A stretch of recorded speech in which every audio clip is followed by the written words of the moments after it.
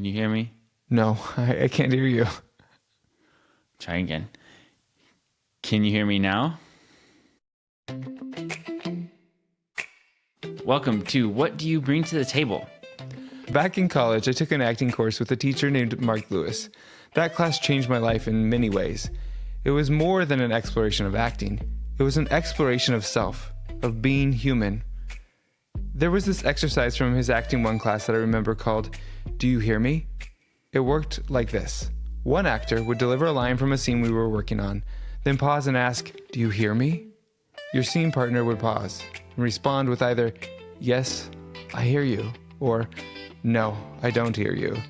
And if it was a no, you listened and then tried again. Same line, same partner, same work. The point wasn't volume, it was connection. Did it resonate? That exercise has stayed with me because at its core, it wasn't just about acting. It was about being human. Humans connecting with other humans, being present to their work, their lives. And that's the heart of this podcast. Every episode, we sit down with someone. Through 4 simple questions about life, values, quirks, and passions, we really listen. We're not just listening for the words, but for the story underneath and around them, the values they reveal, the spark that makes each person who they are.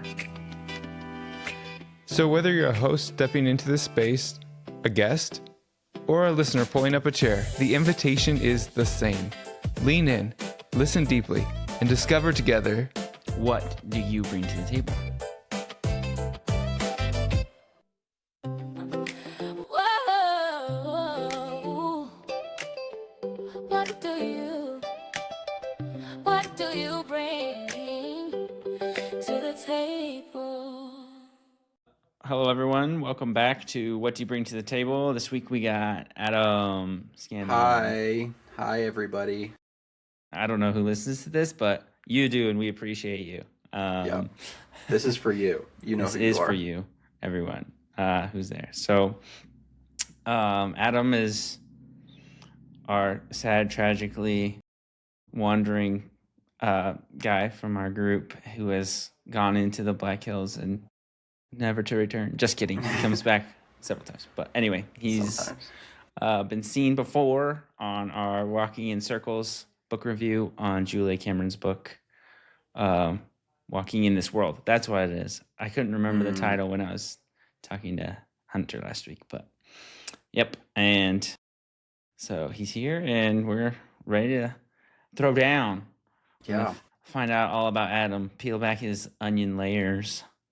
It's good to be back. We haven't really done anything like this since the Walking in This World podcast. So yeah, we're trying to wrap up some of these interviews, and then we're gonna find a new study project, whatever point of interest, so that we can start thinking about season 2 and do new conversations. So yeah, it's gonna be fun. Right. Just to get started, what is a challenge you've been working through these days? What's going on in your life, Adam? Yeah, real quick, can we release this to the audience? But like, you sent me those questions, right? Okay, and you got my highlighted version? I did, and I see them all here. They're right here on my other screen. Okay, good. Yeah, I also have them up so I can remember. Sweet, no worries, yeah. But a challenge I've been working on these days, the challenge is balancing all the things I want to do. So you've known me for a while, Cameron, but like, I've always had a lot of interests. I think I put on one of my other answers to questions here is like a mile wide and an inch deep. I've always been like a generalist, it feels like, and there's really not a lot in this world that I find uninteresting. And so the challenge becomes how to focus. And I don't think I ever want to become someone who is just like a one-track person who's like, this is my thing and this is what I do. But I do need some level of like focusing to get anywhere in anything that I want to do and like have any sense of like accomplishment or even like learning, you know? Yeah, there's so many, there's such a range of fields of interest that just to even pursue one, it's kind of a hard decision. Right. And so I've kind of come to where I'm at now is like, I don't know. Chris said that something a while ago, which is like you can do a thing for a season, and like it doesn't, just because you're not doing it anymore doesn't mean that like you gave up or it was like a bad thing. But like you can just be like, okay, that served me, and it doesn't anymore. And so I've kind of been embracing that, where I'll try a lot of things, and then I'll do the thing, and then I get to decide where I'm like, okay, that was fun for the time, and now I'm going to try something else. And in order to try something else, I have to get rid of something else because I only have so many hours in a day, you know? So back to the question. That's the challenge. Exactly. Yeah, that's Yeah. that's good. It kind of gives you some freedom too to explore some new things and kind of hold open hands to either like pursue it deeper or just like kind of let it go. Like I like it, but I don't quite have the time to do it right now, and just move forward and really find the passions and the things that you're available to really get into. Right. Yeah. What? Go ahead.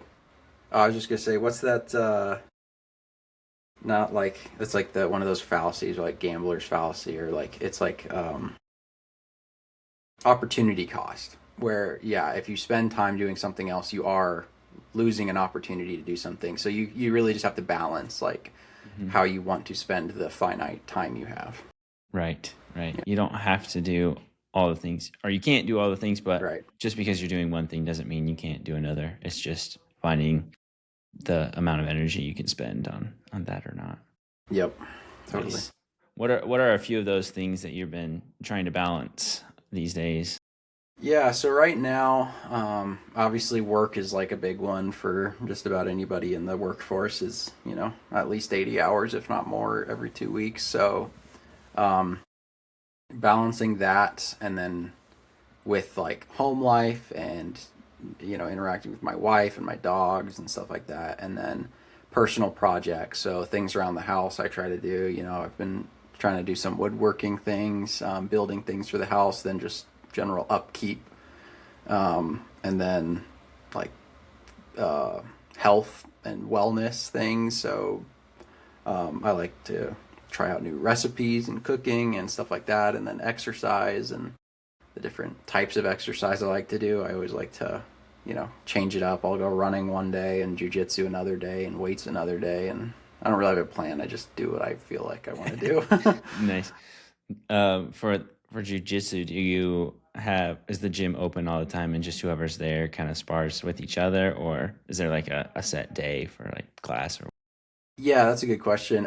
There's class times for different classes, and that's another challenge, you know, with work and everything. Sometimes I work weird schedules, and so I can't make it to certain classes, so I have to like see when I can make it. But yeah, it's a specific time you show up and you do this thing, and so it's a mixture. What I've been doing is like Brazilian Jiu-Jitsu on some days, and then there's some Muay Thai, which is like kickboxing and stuff, and then some people in the gym, if they want to, like after one of the classes, if they're training for something, we might blend the two and do some like MMA or something.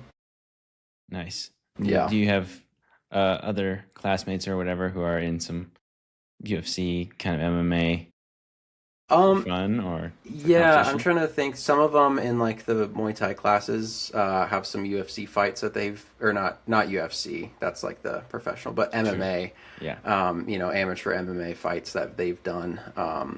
The more often though, there's just a few people that have done that. More often, it's specific to the study. So like, they're like really into competing in Brazilian Jiu-Jitsu. You know, Sure. so they just do Brazilian Jiu-Jitsu tournaments, and then some Muay Thai tournaments. So there's like some Muay Thai tournaments that are coming up, and I was looking at maybe doing one of those. Interesting. Yeah.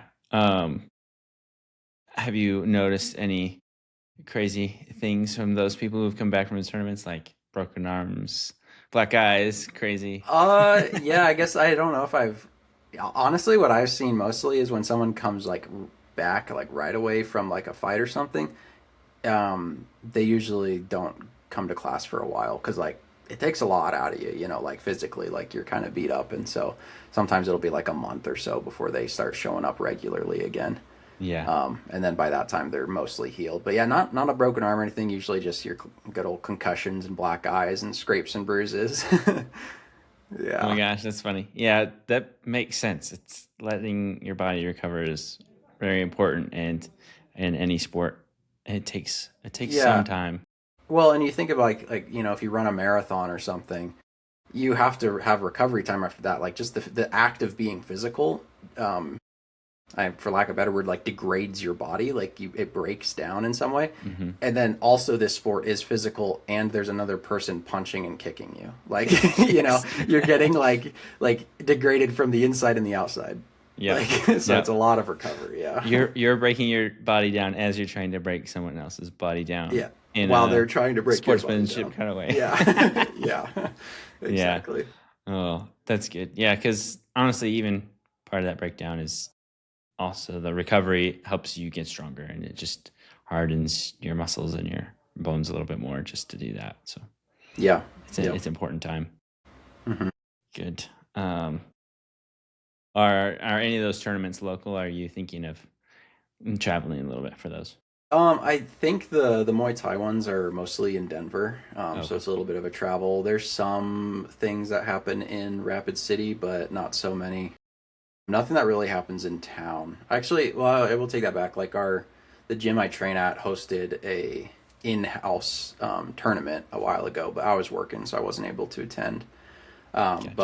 But for the most part, we do a little bit of travel, and it might be as close as Rapid City, it might be as far as Denver. So Gotcha. Fun. yeah, Sounds like yeah. a interesting opportunity. I'll be uh, interested in hearing back what you decide and how it goes for you. I uh, I worked with a buddy when I was interning at Clean Harbors in Kimball, and he lived in Cheyenne. He did some jujitsu, Oh, MMA. I nice. can't remember, but yeah, he loved it. He's like, it's so fun to spar, and Hmm. it's really intense. It's just like a entirely physical exercise.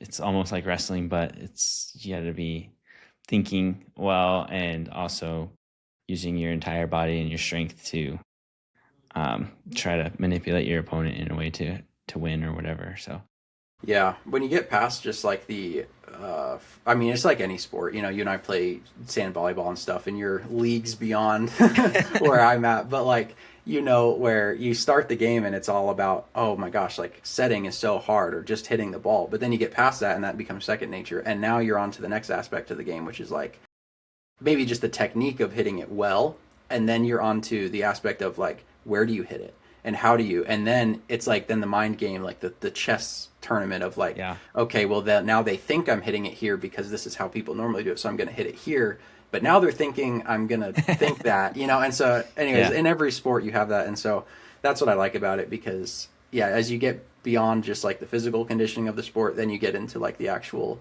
like fight IQ that comes with it, which is really it's like a little chess match that's happening. it's always the strategy. That's yeah, I enjoy that about sports too because it does go on beyond the physical. There's so many things you can learn and teach to older, younger generations just about sports in general, but it comes down to like learning a technique, taking time and discipline to do some basics, and then it the nuance comes when you have down the basics, and you get to explore and change it up. And I like the thing about wrestling and MMA that I think is incredibly difficult is that there's not a lull. So in basketball, you Mm, score, then there's a lull, you kind of get back. Or in football, there's different plays. In volleyball, it's like on the other side of the net for a while. But in boxing and MMA and wrestling, it's like you're eye to eye, face to face with this person like the entire time. And sure, there's like a lull, but is it like a deke or something where they're trying to lure you into an attack and then they can yeah. counterattack or something? Or it's like Hmm. at any moment there could be a spark that really gets you into the middle of it. So Yeah, it is interesting, that part of it, and like you have your rounds and like your little rest timer between rounds, but it's not actually like a rest. It's it's just pretty much go go go go. So yeah, it's yeah. only the reprieve of knowing, well, I didn't lose that time, so now Hmm. we gotta either. It's kind of like a make or break in between each thing because you're like you can't win between the plays or whatever. It's like you got to go Yeah. when you got to go, and you can't let your guard down, or else you're gonna get smacked. Yeah, and a lot of the high level people, like I mean, anyone that's a professional in it, they're not between rounds. They're not going to their corner to really like truly like they are resting, but they're not going there to catch their breath. They've done that work already. They have high cardio. They're going back to strategize, Yeah. and it's their coach and them like figuring out. They're like, okay, how did that first round go? Like, what was this person throwing a lot of? Like, how do you counter it? And then they come back with a new strategy, and it's so fascinating to see two people do that, re-strategize, new strategies. Now they got to figure these out, you Yeah, know, and exactly. it's always evolving. Yeah, Yeah. it's pretty fun to watch in just the mind games that go on and how complex it is. Brandon brought a new game last night to group and Oh, was it the apiary? Did you end up playing that? yeah, Yeah, yeah. I Have played you it one played? time with him long time ago. It's about bees, right? Yeah, Yeah, it's I just space remember bees. I love the visuals of it. I don't remember the actual like way it goes. It's like worker placement, but Yeah, exactly. It's yeah. it's really it's fun because it's pretty simple in like your actions you can do, but the variety of actions that you can take and the strategies to win are very interesting. Yeah. The score difference, I think I got last and Brandon got first, but Brandon only won by one, and like the top three were like 5 points away, Hmm. and then I think the gap total was maybe 20. Yeah. And it's like at first I was like I have no idea what we're gonna score, how we're gonna score because I think I had the highest points going into like final scoring with like 20, Hmm. 27, but everyone else had like really low numbers. So Yeah. it's very interesting Yeah, strategy and to like to go first. relate that to like even fighting, like that also could be a strategy in like a fight where someone comes out and they want to like because you can win rounds if you don't submit or knock someone out. You get points for who is the most dominant in a round or something, and so like you can come out and you can just be swinging. You're trying to get the most points, and you can win round one and two. But the other guy could be like playing the game where he's like, I'm not going to win the rounds, but I'm just going to knock them out later and Yeah. win. Like, it doesn't matter how many rounds they won. You just knock them out and now you win. But that's also risky because if you don't do it, they have the more points. So yeah, Exactly. it's different ways of going about the same thing. So Yep. Story. I remember my brother was on a state champion 4x4 team, and his strategy was like, okay, I'm just gonna go as far hard and as fast as I can, as long as I can, and hope they don't catch me, because I don't know how else to do it. I yeah, can't really like hold myself back because yeah, that. And I found myself being the same way. I just can't give it at the end. So it's like you just yes. got to go as fast and hard as you can the whole time. That's Which, true. I say that often when I'm like playing pickleball or something is what I lack in skill I make up for in effort. mhm, So like yeah, instead of like accurately lobbing the ball and doing like real like controlled things, I'm just running all over the place. I'm like you can maybe outskill me, but I'm gonna work hard. yep, yep. Yeah. And it's a good old sports adage. I think maybe Kevin Durant said it: "Hard work beats talent when talent fails to work hard." And it's Right. so obvious when that happens. If you watch a very talented person like sit back and play more and try to be skillful, and then when they're not on, and they're just gonna get run over. So Yeah. yeah, that's very interesting. Um, yeah, it's cool. There's lots of things to be learned through sports and through life, and that. And what is something of value maybe you've adopted or learned from someone you admire in the past? Yeah, I did highlight that one, didn't I? I put on there like the value of like caring for the least of these, which is a quote from the Bible and Jesus, who's talking about like I don't know, like a lot of what he said is was preaching to like Pharisees or hypocrites, people that wanted to do things for the people that would give them the most influence. So if a millionaire, trips and falls in front of you, everyone's going to be rushing to like help them because they feel like they might get something out of it. But to truly like to give back to something or someone that cannot repay you in any way and it doesn't elevate you socially or economically or in any way, I think is just like the truest form of being a good person. And I learned that from my grandpa. And for those who don't know about like my family and him and stuff, he's from Croatia and he was born there. I mean, he's like 92 now, so a long time ago. And like, it was like around, he was like 16 or 17 when World War II started picking up, and he was going to be drafted. And so he grew up in essentially in a war-torn area, escaped under guise of darkness, was a refugee, came to America as a refugee, like all this stuff. And throughout it all, he just kept like this spirit of like, always just help people. Like, it doesn't matter. Like, you're not helping people so then you can have one over them or like have like a favor they owe you or something. It's like, you just got to help people. And his thing too was like animals. Like, we called him like like the bird man, because one, he eats like a bird. He just like, he pecks, and then he also loves bread. Like every meal he has bread and wine and then whatever he's eating. That's nice. But like, he would also care for birds growing up. So like, they used to live in Wichita, Kansas, and we go visit them, and like he had a really nice backyard and stuff, and like there'd be a bird or something with a broken wing, and he'd bring it in and he'd nurse it back to life. And like, birds are so like fragile things. Like, you have to be so careful with them. They're not like a mammal in a way that like they're robust, like they're light. And he would just be so careful with them. And then and once you heal a bird, most of them, they're not like domesticated. They're not loyal. They're not going to come back, and like, you can't play with them. Like, they just fly away. So what did you do that for? Like, some people might think that like, it gave you nothing. Like, you don't have a cool pet, you don't have anything. But he's like, but you healed a bird, like, Yeah, it's like another living thing. So exactly. Taking care of all the living things. I don't know, respect for life. Right. And that aspect, to just know that all life depends on each other. And so to keep it going, just to initiate that forward kindness momentum is really the type of way to be a good person, and to really push forward human advancement. Honestly, that's what I think. Yes.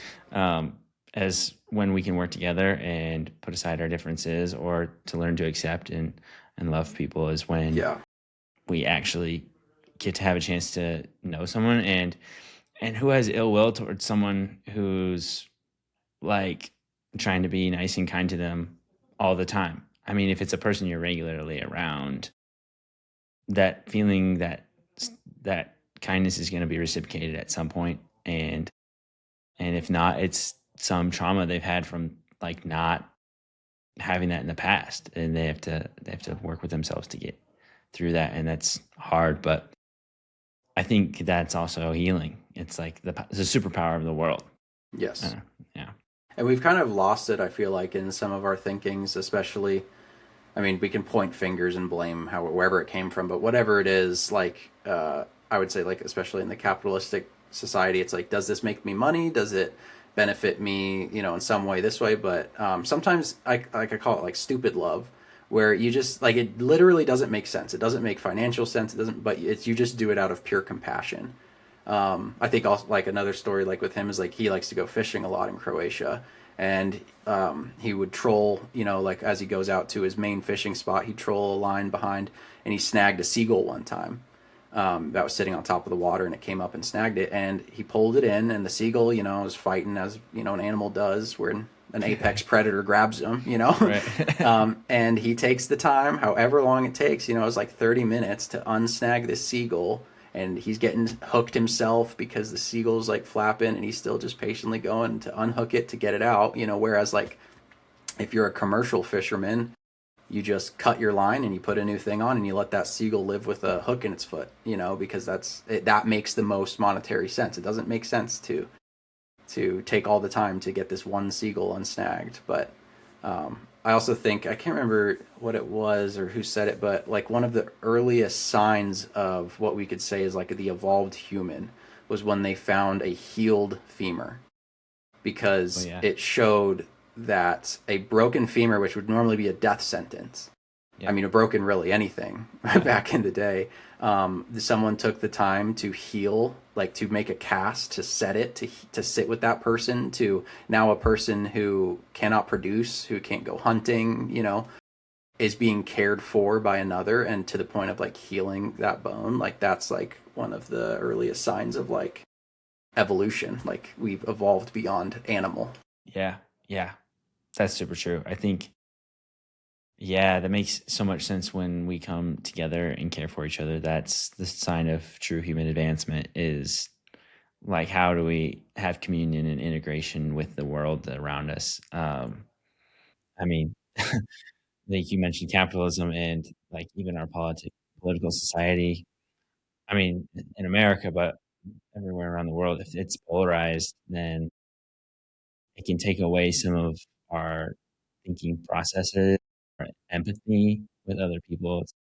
Just look at an issue versus looking at a person. And I find Yeah. it pretty sad and disturbing. And and it's a little ignorant or prideful. I think it's prideful because um, just knowing, even if I was kind to someone and they snap back at me, and like, how many times have I done that? I'm no better than this other person. I mean, we're all humans, and Yeah. to be the cliche or the Christianese, like we all fall short or we all Hmm. make mistakes, and it doesn't make us better or worse than anyone else. It's it's really a challenge to know yourself and then to know others, and then how do you work together to figure that out, to be a good person, to be a healthy person, and then to help others be healthy in that way. Yeah, definitely. Yeah. I have liked a little bit of what I've been seeing from the World Cup being hosted here in the U.S., where Yeah. a lot of people who have never visited the U.S., maybe never even thought to, are coming here and experiencing. And the inverse happens all the time when like Americans go to other countries, but like we're not our politics and we're not our leaders and stuff like that. Like we are the humans, and they are also the humans, and so like a lot of Americans have maybe some preconceived notion of what a French person is, but they come here and they meet a real French person human and a real American human. They interact on a human level, and you're like, wow, we are not so different. We love food and we love people and we love things, like, and it's just like you get like this idea. I mean, it's understandable. Like we can't really fault people for categorizing because it's kind of how we make sense of the incredibly complex world we live in. We Yeah, group things, for sure. but like yeah, we just forget, like we put everyone in groups, and even me saying everyone, like we like I'm Exactly. categorizing, Generalizing already. yeah, generalizing, yeah, and so but yeah, you group people into things, and then you come down to it and you're like, wow, my idea of what this person is so wrong because they're not the category they're in. Exactly. I think that's another great thing about sports is it brings people together. It focuses on like there's a common goal, and then there's also like a common um, participation in rooting for your team, like that spirit of encouragement is reflected towards the team, but then you can also see other people from all around the world or like your neighbors come together and like really root for this team. And it just makes it's a good metaphor because it's another, I think, metaphor for life, or like a parable for life, because it's a way to practice good living with a set of rules around a game with a common goal. And it's different in every sport, but like the spectators are doing the same thing. They're just Hmm. trying to encourage their team to do the best they can and to go within these boundaries and to succeed. And so I find that it's really cool to have sports and then also to see that people just can be good people Yeah. and to recognize that from everywhere. I think it's cool too that you mentioned your grandpa and birds, because my grandpa really loves birds, and I think Yeah. it's really cool to see that a different species kind of relationship instead of just like human Hmm. beings, that to recognize beauty in the world and that it is something that can be passed down. And you've noticed it, and I've been had an opportunity to notice it from my grandpa, and just birds are pretty cool because they fly, and flight's kind of like the coolest thing. It really is. I Yeah, will never get over it, and I'll I spend my know. life trying to do it Yeah, in I'm some so way. jealous of Yeah, birds. birds. Yeah. Someday the license will come and we'll be flying Yeah. everywhere for fun. And But never will we be able to have organic free solo flight like that birds get. You're born with the ability and the innateness. Like humans, we get to make tools for everything we want to do. Yeah, that's true. Yeah. Like they have skills we'll never have, but we learn from them, and that's cool too. To learn from other people, to learn from um, difference. I think that's. I was on. This is funny. I've never mentioned this before. I don't think, but I was in a meeting with my therapist on Tuesday, and I was like, I learned what I do want very much by seeing what I don't want, and Yes, to see the yes. different categorizations. Like, oh, that's super helpful, or to see what you do want by something you don't have. I mean, I think that's typical, but like just the juxtaposition is how you get to see, like, make a decision towards something you do or don't want to do. Yeah, 100%. I agree with that. And Chris knows this too, having been our teacher from middle school age. Like, I got to learn the hard way. I got to figure out what I don't want. Like, yeah. Yeah. How does that play into your quirks, and how does that help you in work and life? I see that, like, you think your ability to perform in intense situations is what you wrote down. So, like, how does, like, doing the hard work and working through those intense things, how's that made you good in those situations, and why do you like it so much? Yeah, that's a good question. So I guess, for listeners that maybe don't know, but I am a police officer, so I've been in law enforcement for 7 or 8 years. 8 years. Yeah. I'm so old now. I used to be the young guy. I guess not. You and still before, are pretty young. Yeah, I know. I can't say I'm super old, but I know older. And then before I was like, on the street police, I did corrections work for a year. So like in total 9. But that's, I kind of put on here like something I felt like I've always been good at is, the harder, like the true stakes of a situation. They can't be, not formalized. They can't be manufactured. You can't tell me something stressful, or you can't tell me this is the most important thing ever if it's actually not. I can't have manufactured urgency and stuff. But like when you know it's real, like emergencies, for some reason there's something that switches, and I'm not like the best at what I do. Like there's definitely people that do it better, but I've just found I have more clarity in those situations, and like I know what I need to do and I just act better than situations where there's not. And this kind of goes back to just what you were saying, where like you need to know what you don't like to know what you want. And so I thought I wanted out of law enforcement for a while, and I tried to work in a private sector in the financial industry, like just the opposite, like just chill, whatever.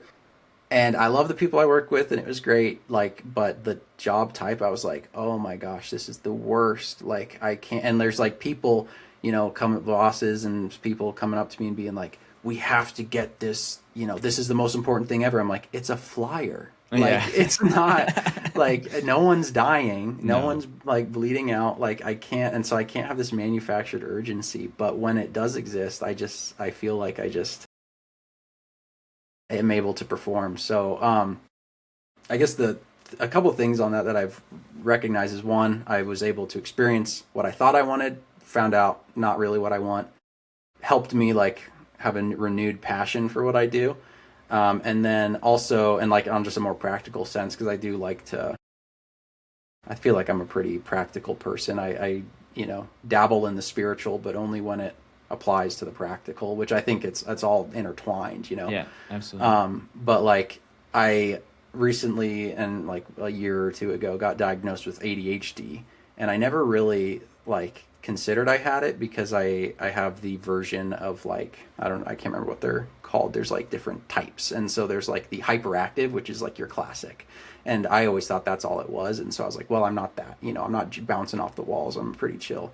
But then there's inattentive ADHD, which is like your brain is still wired the same way, but you just, instead of jumping off the walls, you just space out and you just go other places, and it's hard for you to like remember things and focus on details.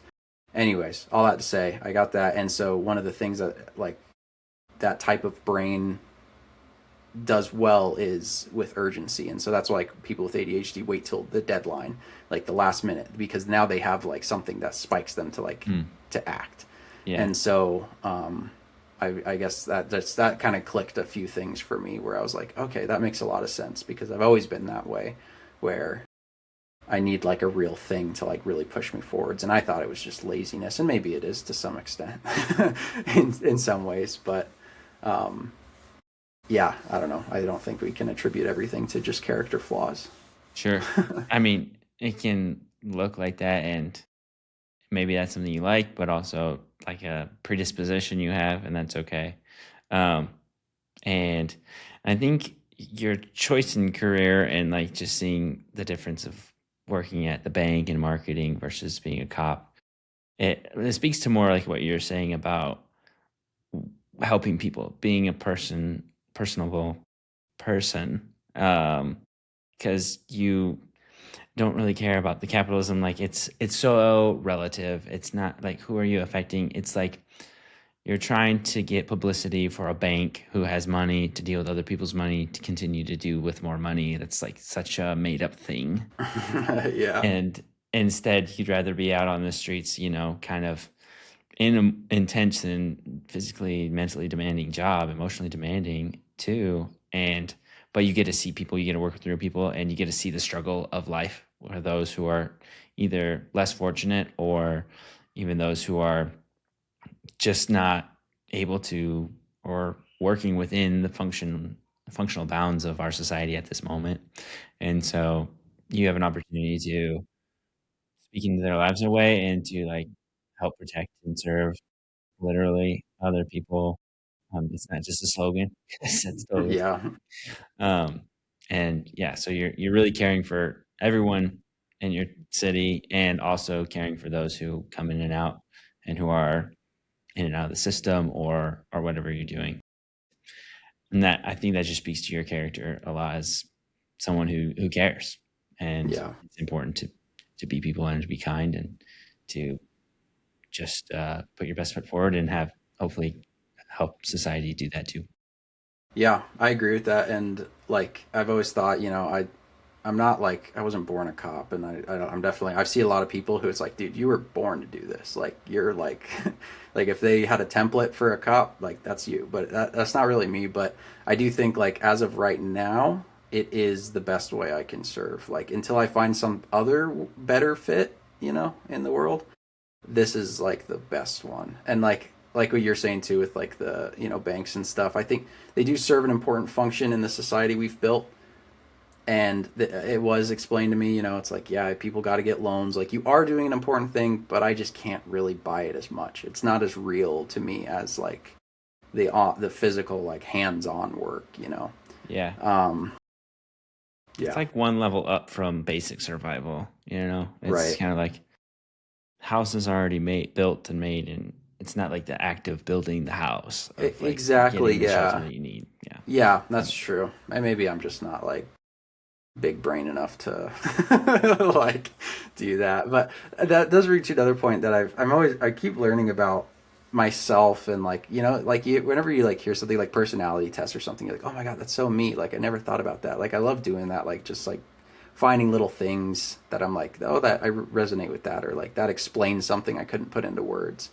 But one of them, like with ADHD specifically, that people have said is it's very hard for people with ADHD to buy, like I was saying before, like made up things. Like one of the hacks for like productivity that's touted a lot is like set your own deadlines or something. Like, if you need to get this done, like say that it needs to be done by Wednesday, or like, if you need to sit down and work on a project for an hour, put aside like a little treat that you get after the hour. Well, for me, it's like, I put the treat aside. I can just have it right now and not do the project, like, Yeah. or Yeah. like the deadline. I saw this quote that was like, if you self-impose deadlines, it's like, I know who set that deadline and he's full of shit. Exactly. It's like I did, Yeah. and so those don't really work. So anyways, I just find that interesting because that was like something in like the in a lot of the private sector and other things where you just set these fake goals, fake reasons for doing things, and I can't really buy it. So Yeah. Yeah. yeah. Unless it comes to something fantasy wise, or like something you're interested, like Star Wars or Legos, because that could be a goal. Like, if I finish this project or if I do work for this amount of time, I got that.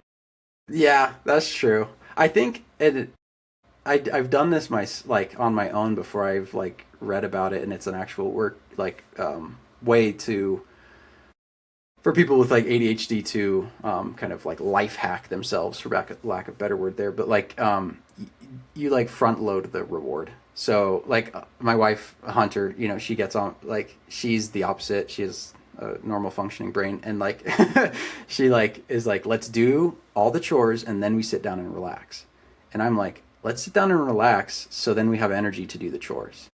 And but yeah, so it's the other way. So actually I do find that I perform better, and it can't always work this way. Like we live in a complex world, and like not every situation is this way, but like if I give myself that reward first where I'm like, ooh, I want to build this Lego set or something, I do it first and then it's done and I'm like, okay, now I'm going to go do the things I need to do, Yeah.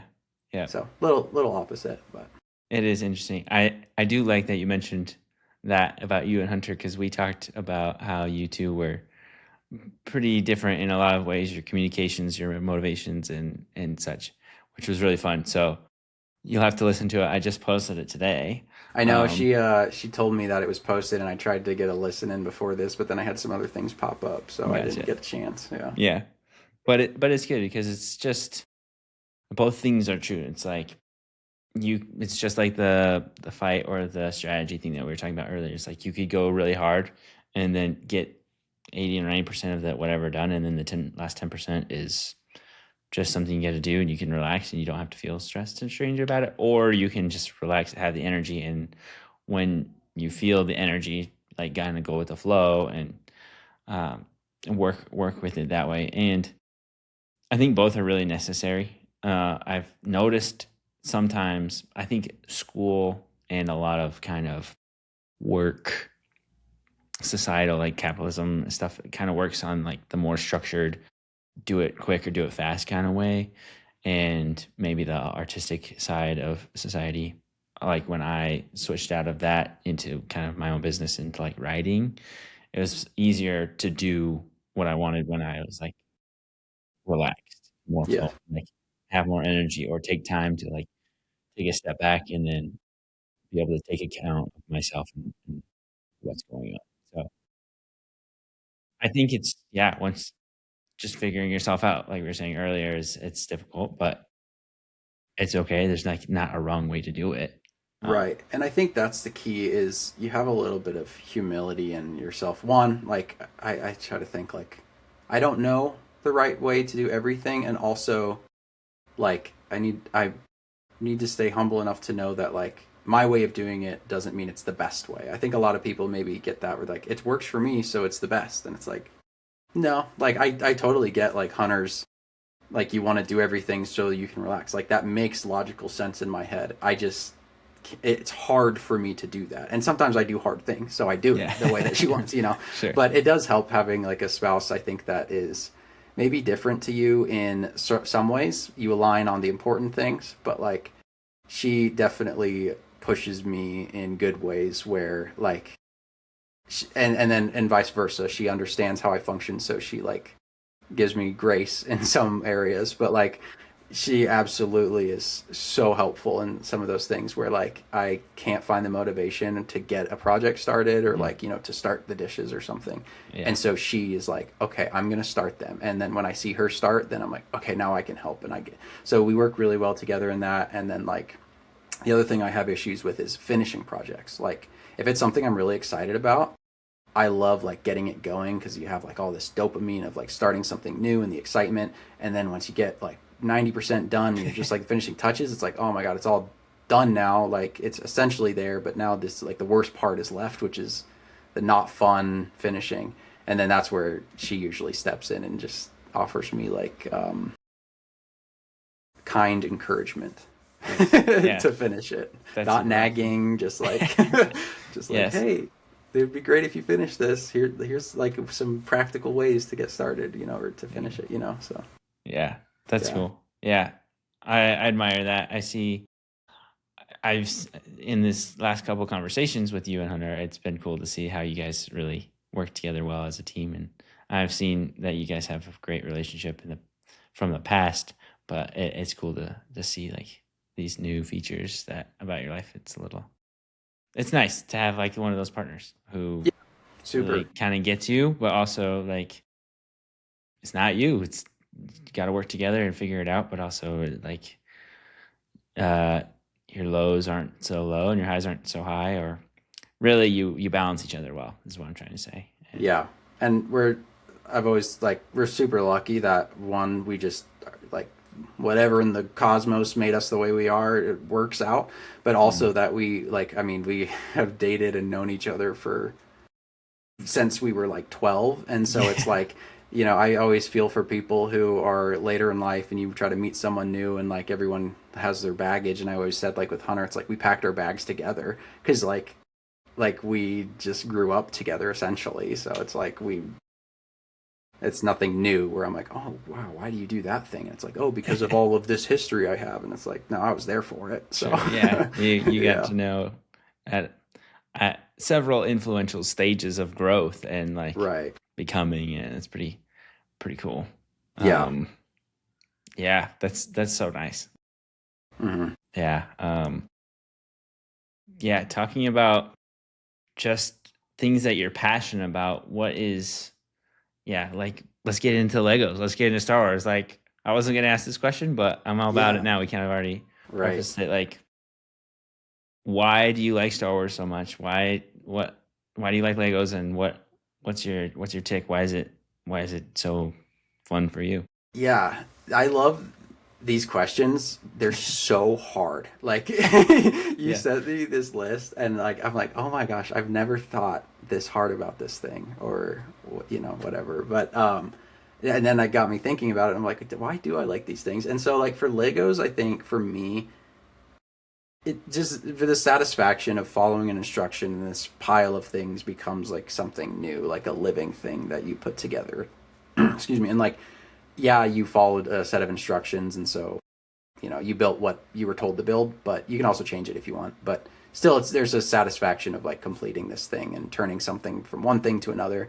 I also do think for me personally, I am like such a I've lived a charmed life. Like I have nothing to complain about, and I like have fond memories of my childhood and stuff. And Legos were a part of that. And so it's like a nostalgic thing. It's like it's totally nostalgia bait where it's like I was like, oh man, this makes me feel like this, like when I was a kid or whatever. So that's a big part for the Lego specifically. And then Star Wars, same thing. Like my uncle introduced me to it like when I was 6 years old. And it's just a fantastical story. Like I watched A New Hope. That was my first one on VHS. And I was just like, wow, this is mind blowing. Like just the cool like Han Solo and stormtroopers and just this world that exists out there. And yeah, that's just even one like intellectual property. Like I've been like a really big like Marvel fan, DC, like Spider-Man is just like the fantasticness of all of it. And then for me, Star Wars specifically, like I was thinking about it. Did you watch Andor? Yeah. Mm-hmm. Dude, so good. It is my favorite. So much good. Yeah. It is my favorite, and I think objectively the best Star Wars anything ever. Yeah. My opinion. But I think yeah. I totally agree that it's definitely the best show. And that's so hard because there have been some really good shows, like The Mandalorian was even really good. Mhm. But I think the fact that Andor comes from the background of like the originals, I think Yes. that's one thing. The originals are so good, and I think loved kind of across the board and intergenerational, whereas the prequels and the sequels are like hit or miss to different generations. Andor really hits that sweet spot. Like I think Rogue One does too. Honestly, I Yeah. think it's really good, and of course he's in it. But I think it gets at kind of a commonality like through history, American history for one, like kind of like a rebellion kind of thing, but also fantastical nitty gritty, and it has like this whole universe built on it already that people love, and they do an amazing job of telling a complex story. It's not an easy story, but it's like you kind of know how it ends too, which is nice. Um, Yeah. and honestly, even the way it did end, I was like, oh, heartbreak. Yes. And but it's so good. It's like I wouldn't really have it any other way, like because No. you don't know what's gonna happen. But it's like, oh, It sad and good. is so well written, and the theme of it, and it doesn't have to be Star Wars for this theme to like grab me, but it's the Yeah. rebellion and Mm. like the the overpowering authorities at be, and the people that are oppressed by it, and you can see like it's just like there's so many nuances, but it's like we can feel them in our lives where it's like these like people want to control others, and they do so through like manipulation, and everyone's thinking they're doing the right thing, like other Yeah, right. than like, and I think some of the older Star Wars had the classic bad guys bad and good guys good for no reason, and but as the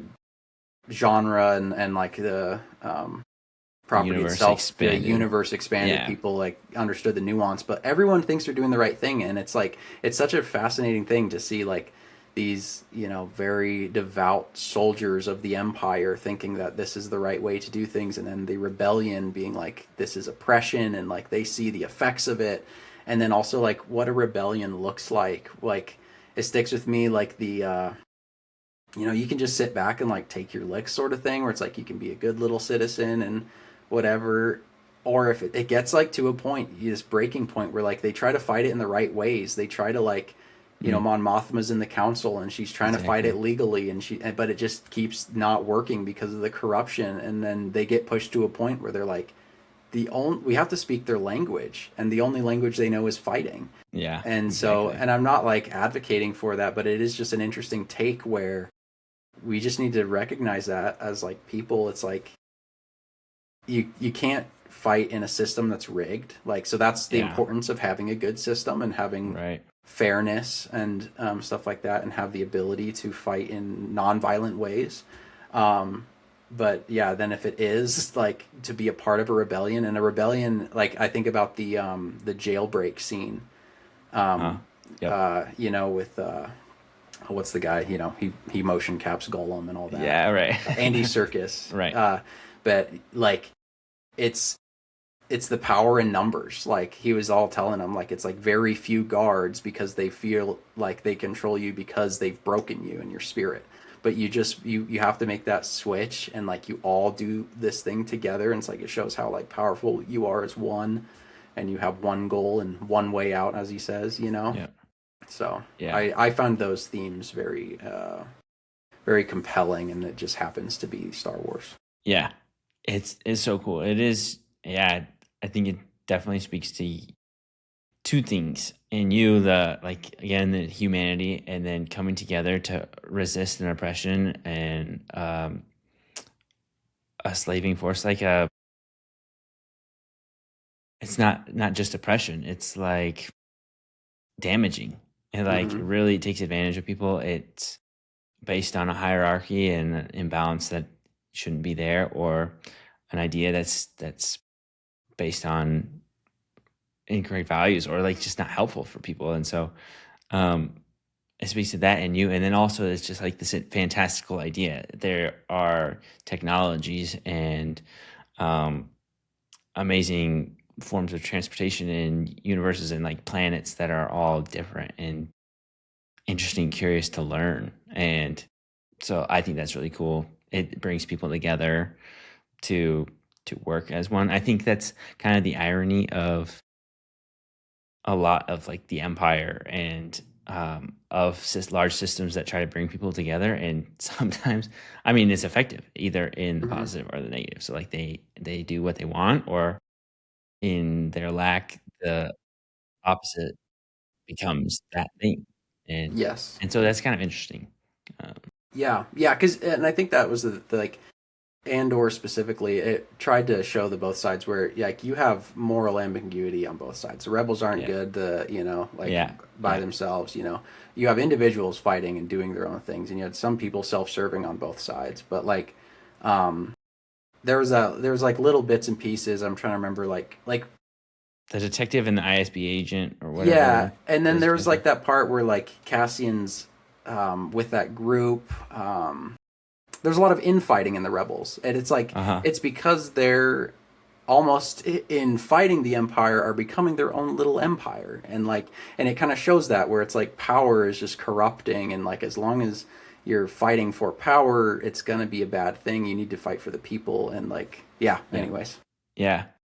It's so funny that you need to be selfless, but like self-conscious as well to understand yourself, like what is actually helpful for me, then helpful for others and helpful on a larger scale. And that's hard to do because it's like there's so many factors of living. yes, It's like your relationship with other people and societal norms or like whatever it is. I think that's a great thing about the World Cup and the people coming around because everyone has different societies and values and expectations for each other. But when you group around a common thing or you have to go back to revert to basics and understand people as people, then that's where we can really come together. yeah. It's our one common experience is we're here on this rock floating through space. Exactly. So that's all we got. That's all we got. Yeah. Oh, perfect.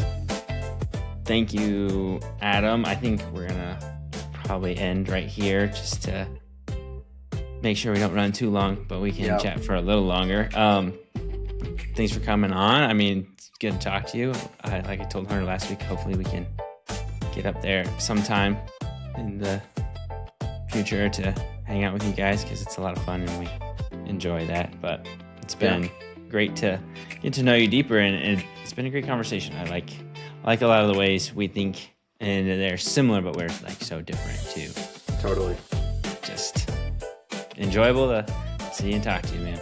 Yeah, thanks for having me, and I've always enjoyed conversation with you, Cam, specifically because we have similar interests in a lot of things, and it's like we're looking at two sides of it and saying this is the coolest thing ever. And we're both looking at it, but like I'm over here, you're over here, and we just agree that it's really awesome. Yeah, So, I like it. Yeah. That's cool. What do Thanks. you bring